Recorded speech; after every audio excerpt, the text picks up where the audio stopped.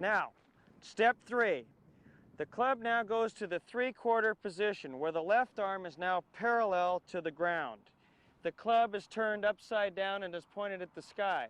And by that I mean at address, the club is pointed at the target line or down at the ground, and at step 3 it's actually turned upside down, and we've formed an L position between the forearm and the club shaft. So you've pretty much completed your wrist cock at step 3. The club shaft will point down at the ground. To be perfect, it would point right at your target line, but there's some variance here. The club could point all the way down to your toe line or out to the target line. We start to get in real problems when the club gets off balance, starts to point more at the camera over here, or gets pointed inside your foot line. That gets your right arm too high. At step 3, we would like your elbows to be quite level. Also would like the club to feel light, and it will when the club is pointed up. It would be nice if you could feel the same grip pressure from address to step 3, not changing. One other interesting point is looking at your left hand, or your knuckle count on your left hand, from address to step 3. When you look here, I would like to see the same knuckle count. If you start adding knuckles on, the club face is getting open, and if you take knuckles off, it's getting closed. So that's a nice little checkpoint position for you to check each time going to step 3, which is a very important position in golf.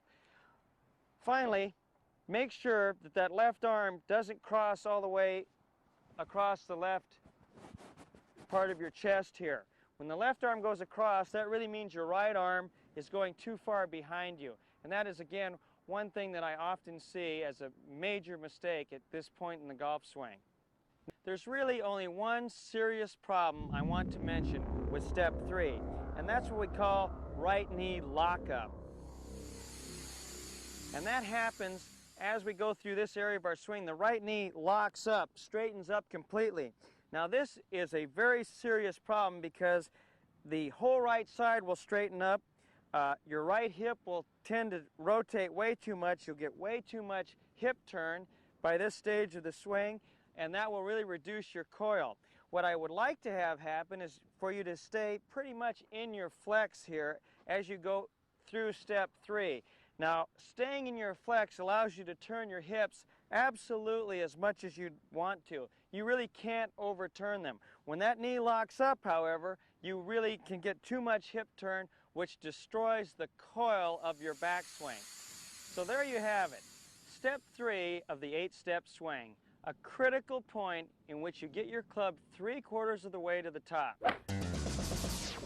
We're going to take the club and choke down with our hands almost down to the club head. Then when we swing the club back, the butt end of the club will point down at the ground, and we'd like it to point right down at our target line or slightly inside.